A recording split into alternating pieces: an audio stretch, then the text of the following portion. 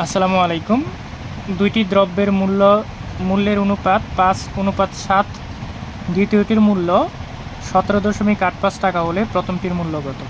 তাহলে এখানে দুইটা দ্রব্যের মূল্যের অনুপাত দেওয়া আছে 5:7।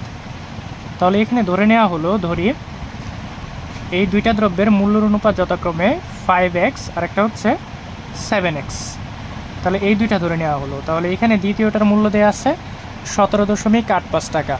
তাহলে প্রশ্ন মতো লেখা যায়, যেহেতু 7xটা হচ্ছে দ্বিতীয়টার মূল্য, তাহলে 7x ইকুয়াল টু লেখা যায় 17.85, বা এক্সটা এই পাশে রেখে 7টা 7টা ওই পাশে ডিভাইড আকারে নেওয়া যায়, 17.85 ডিভাইডেড বাই 7। এখন 7 দ্বারা 17.85কে ডিভাইড করতে হবে। তাহলে 7 দ্বারা 17.85কে ডিভাইড করলে 17-এর ভিতরে 7 যায় 2 বার, 7 দোকানে 14, এখানে 3 এবং 8টা নামিয়ে দিব। তাহলে এখানে তারপরে যায় হচ্ছে 5-7 35, এখানে নামে হচ্ছে 3, আবার এখান থেকে নামতেছে 5, আবার 5-7 35।